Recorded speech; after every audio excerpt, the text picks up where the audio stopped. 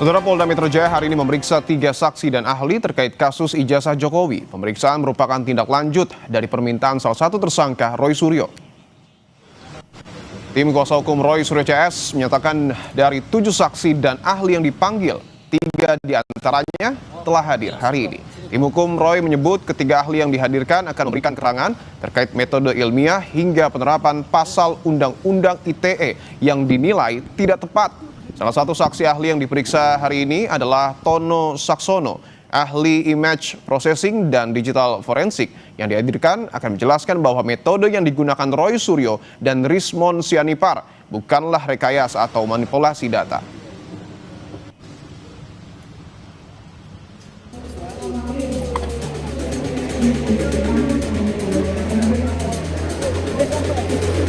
Ya. Yang bagus, Pak Jokowi akhlaknya bagus. Dia terima kita dengan baik, padahal dia merasa yang dipitnah ini. Datanglah di pengadilan dan saya sudah menyiapkan sekitar 1000 pertanyaan untuk Anda. Tersangka dugaan fitnah ijazah Jokowi, Rismon Sianipar, menilai penghentian kasus untuk tersangka Egy Sujana dan Damai Hari Lubis sebagai sikap berhenti berjuang. Meski begitu, Rismon tegaskan dirinya bersama Roy dan Dr. Tifa akan melanjutkan upaya membuka fakta dugaan ijazah palsu Jokowi. Kami menganggap ya mereka sudah selesai sih. Kalau memang nggak kuat, pergi ke pinggir lapangan, biarkan kami yang melanjutkan perjuangan ini. Sebelumnya pada Jumat lalu sebelum berangkat ke Penang, Malaysia, Egy Sujana bersikukuh jika SP3 yang diterimanya bukan karena ia datang dan meminta maaf ke Jokowi. Menurut Egy, Jokowi yang memerintahkan penyidik untuk mengeluarkan SP3 bagi dirinya usai menjelaskan alasan status tersangkanya tidak sesuai prosedur. Egy juga bilang Jokowi memiliki akhlak yang bagus. Saya datang bukan untuk minta maaf. Itu saya sampaikan depan beliau. Kenapa? Karena saya tidak pantas ditersangkakan. Satu, saya advokat.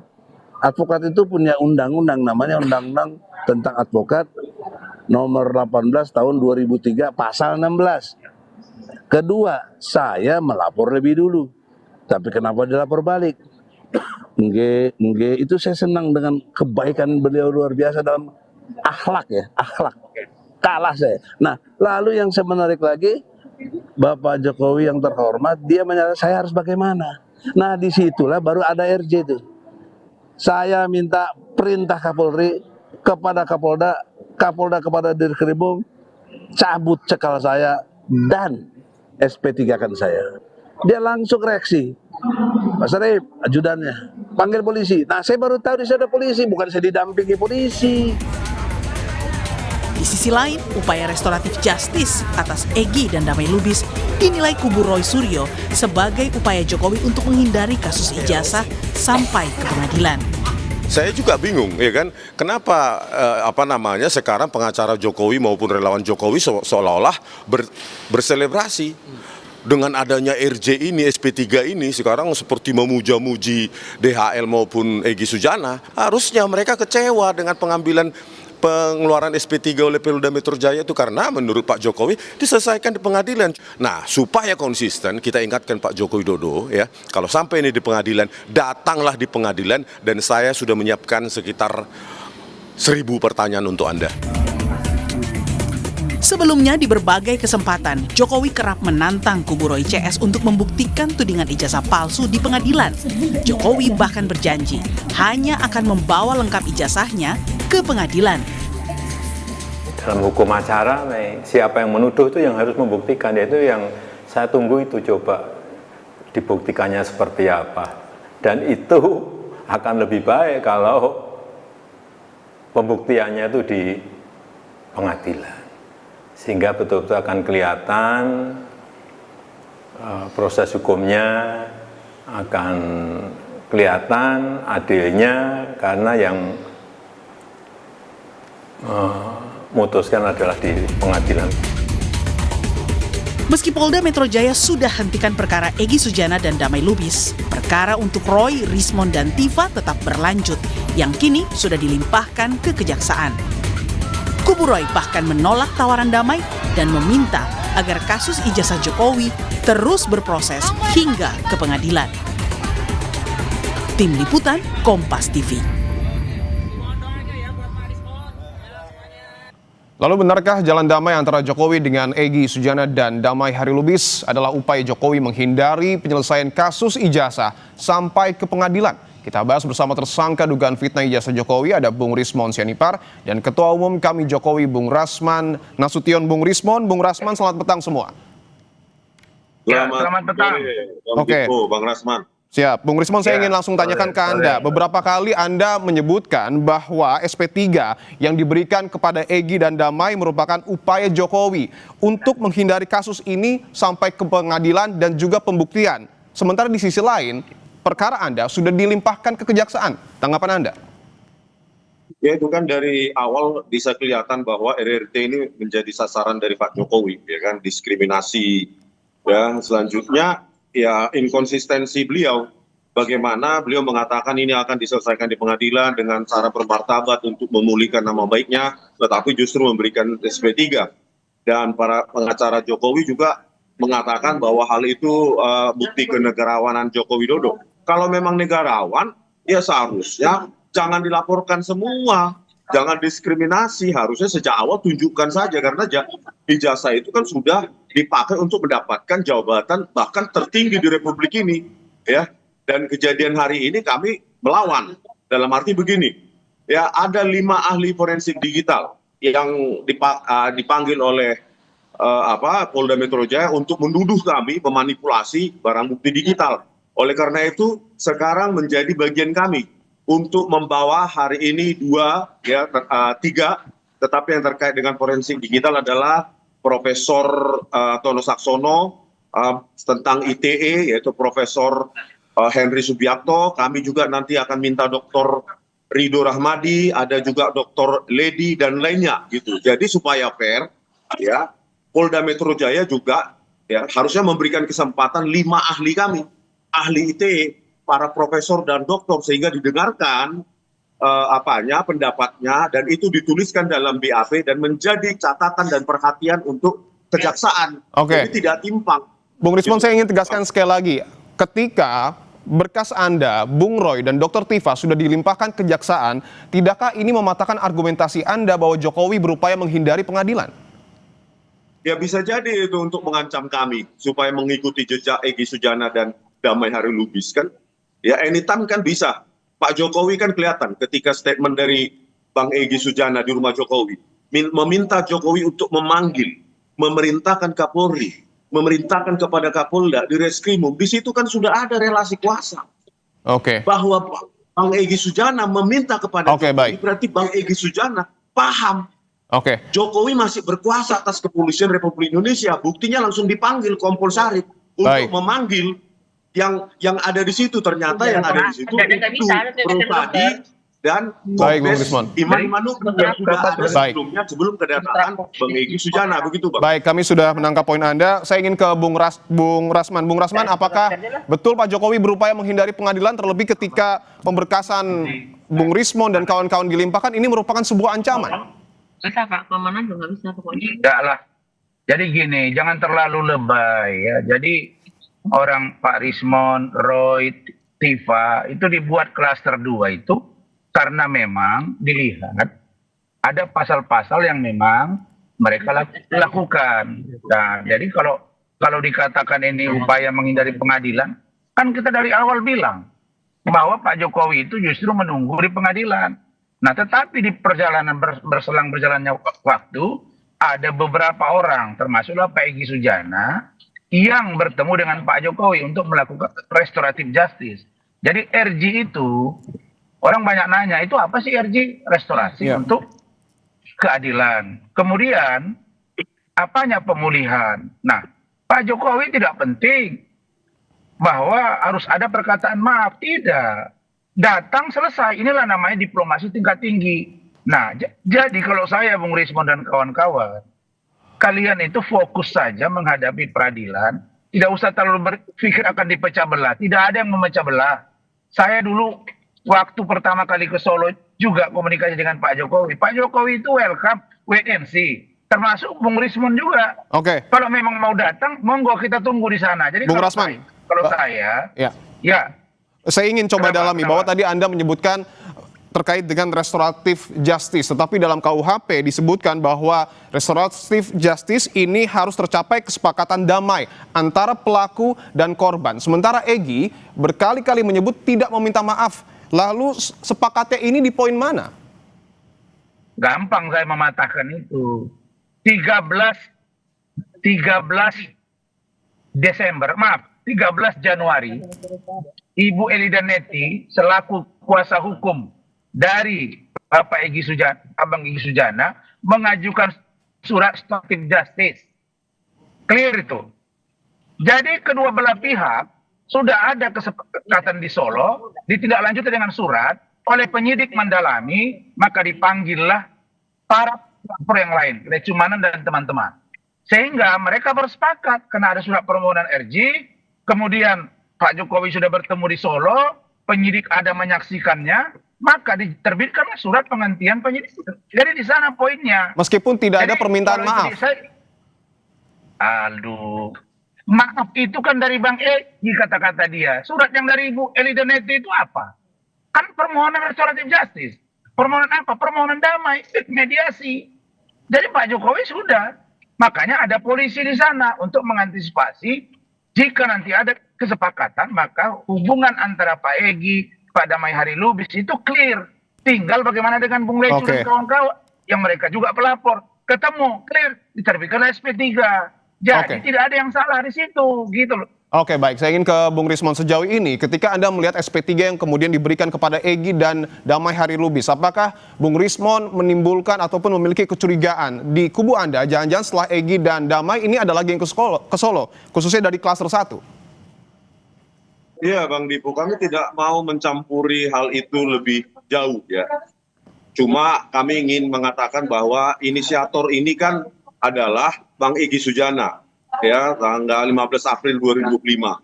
Kenapa justru dia egois hanya menyelamatkan dirinya dan DHL. Sementara kami 15 April 2025 ke UGM itu dipanggil sebagai ahli. Sebagai juga alumni UGM.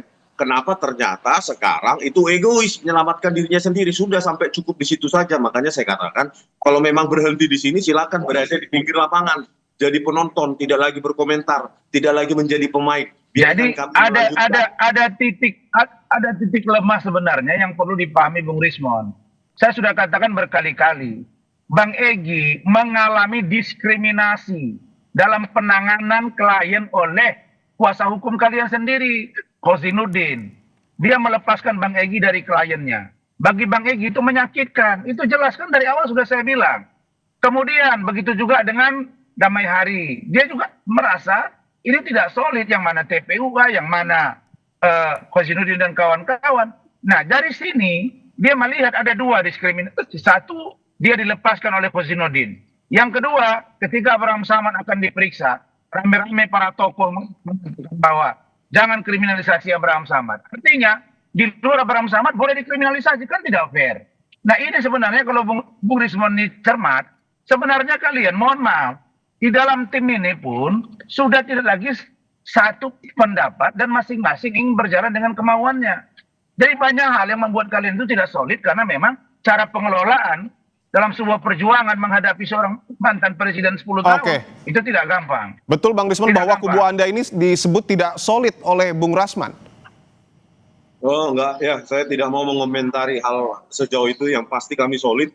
Cuma memang tentang kriminalisasi ya, kami juga mengalami kriminalisasi. Contoh, berkas sudah diajukan ke kejaksaan, padahal Polda Metro Jaya ya secara sepihak mengatakan buku Jokowi's White Paper itu tidak ilmiah. Diskriminasi yang saya sebut itu diskriminasi internal kalian. Iya. Silakan Bung Rismon. Mereka berjanji, pihak Polda Metro Jaya menjanjikan untuk memanggil ahli kami untuk didengarkan sehingga bisa mendapatkan perspektif yang berimbang tentang manipulasi barang bukti digital atau pengeditan. Belum diperiksa ahli kami, yang ahli mereka, ahli dari Polda Metro Jaya 5 orang, kami satu pun tidak diperiksa. Baru hari ini, ya justru secara terburu-buru Polda Metro Jaya sudah mengajukan itu ke kejaksaan. Itulah bentuk relasi kuasa itu. Ya, relasi kuasa, ada yang memerintahkan Polda Metro Jaya terbirit-birit mengajukan berkas tersebut ke kejaksaan. Padahal baru hari ini ahli kami diperiksa, belum lagi 3 lagi, jadi 5 lawan 5 ini ahli IT yang akan kita ajukan. Belum ini diperiksa, sudah dimajukan di kejaksaan. Masa opini hanya 5 orang dari ahli dari kepolisian langsung. Baik, benarkah Bung Rasman bahwa ada relasi kuasa terkait dengan pelimpahan berkas Bung Rismon ke kejaksaan? Iya, inilah terburu-burunya pula. Begini, makanya Silakan Bung Rasman. Bung Rismon dan kawan-kawan ini mereka kan punya kuasa hukum ya. Makanya saya bilang, Khosinuddin itu kalau di mata saya pengacara kompor, tukang panas-panasin.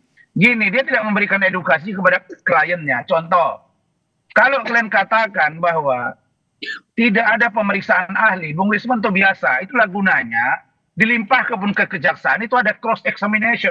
Itu bisa dilakukan. Jaksa bisa memerintahkan ini P19. Oke, periksa ahli mereka. Itulah gunanya berlapis. Saya juga begitu. Ya, setelah dikirim berkas ke kejaksaan, diajukan ahli, diperiksa, nggak ada masalah. Sepanjang belum P21, jangankan pemeriksaan ahli. Pemeriksaan untuk kalian datang saja ke Solo, lalu kemudian terjadi restoratif justice, itu dihentikan perkaranya. Selesai. Jadi poinnya di sana gitu loh. Jadi tidak perlu merasa diskriminasi secara pribadi atau kelompok. Yang saya sebut diskriminasi tadi apa? Bang Egy merasakan diskriminasi di internal kalian, bukan dengan Pak Jokowi. Silakan dijawab, Bung Rismon. Internal kalian tidak solid, kira-kira begitu. Silakan dijawab, Bung Rismon. Saya bingung kembali lagi ke statement Bang Egy Sujana ketika di bandara menjelaskan apa yang terjadi di 8 Januari 2026 yang lalu. Ya, Bang Egy meminta kepada terlapor ya untuk memerintahkan Kapolri, Kapolda dan Direskrimum dan langsung dipanggil oleh ajudannya Kompol Syarif. Di situ indikasi yang sangat kuat bahwa ini kriminalisasi. Bagaimana mungkin terlapor warga biasa bisa memerintah Kapolri, Kapolda, Direskrimum?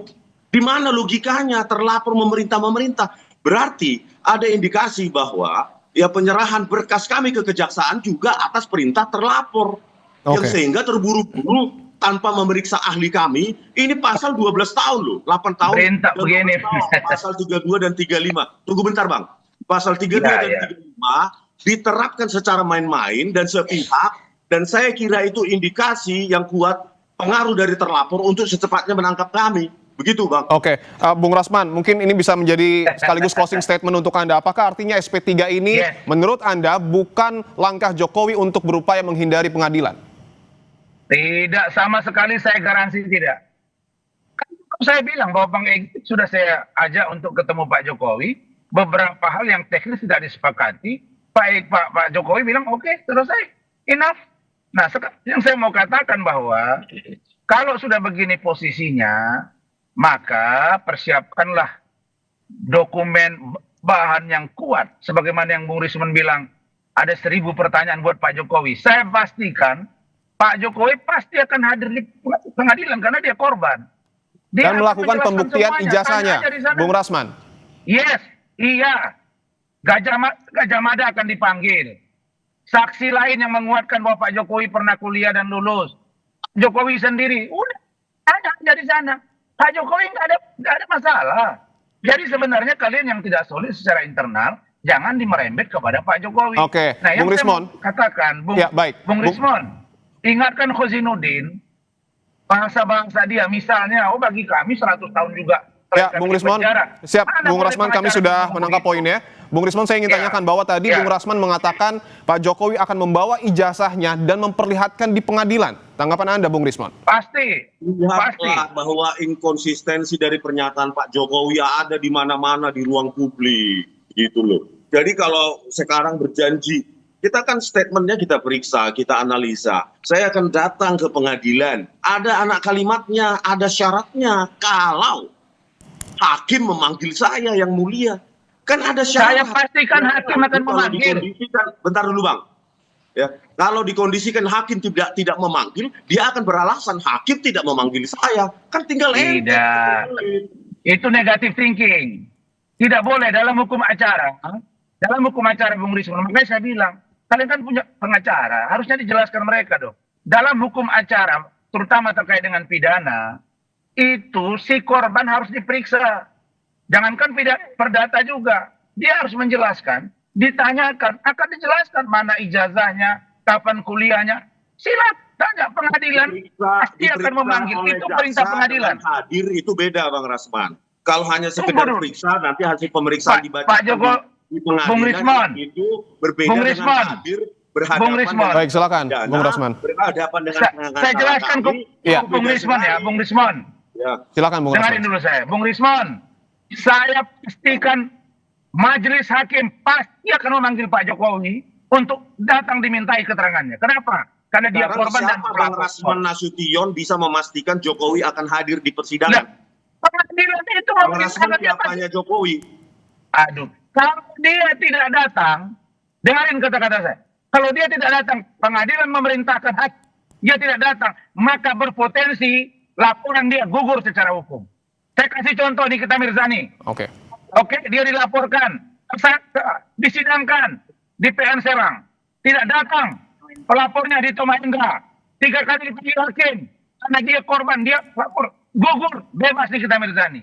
Jadi inilah yang saya katakan tadi, karena kuasa hukum mereka ini lebih banyak bicara ke media daripada mengedukasi kliennya. Ujungnya jadi seperti ini. Nah sekarang baru kalian tahu bahwa Egy Sujana itu ternyata penting. Dulu tidak penting-penting amat. Begitu dia pergi, baru kalian tahu, oh ternyata dia mahal ya. Nah itulah yang saya katakan, soliditas, kesepakatan, komitmen, bangunlah. Kalau kami ini, yang pendukung Pak Jokowi ini wait and see. Mau datang ayo, tidak juga tidak apa-apa. Bagi kami, tambahkan dikit. damai itu indah. Kalau Itu yang paling ini penting. masalah personal kami, ya, Abang jangan nyala-nyalakan PH kami dulu secara prematur. Baik. Kalau Saya ini mengkritik kan masalah boleh. kami pribadi RRT itu kami ke Jalan Kutai Utara nomor 1 di Solo sana itu selesai Bang, sudah banyak yang nawarin, bukan hanya Abang. Baik, abang-abang, kita sudah dapat poinnya. Tentu yang menjadi perhatian adalah bangsa kita. Ya. Silakan terakhir Bung Rismon. Singkat saja. Ya ini masalah bangsa kita supaya sistem seleksi besok 2029 dan selanjutnya itu bisa diperbaiki. Oke, Jangan baik. ada wapres dengan lulusan cuma nggak lulus SMA cuma pakai surat keterangan bisa mencalonkan Baik. diri. Ini yang bahayanya mereka. Belum Baik, selesai baik. satu Kami kasus. sudah Pak mendapat Jokowi nambah poinnya. lagi ke Gibran. Bung Rismon dan juga Bung Rasman, kita lanjutkan di lain kesempatan. Dan tentu kita akan tunggu proses hukumnya. Terima kasih sekali lagi Bung Rismon dan juga Bung Rasman telah bergabung di Kompas Petang.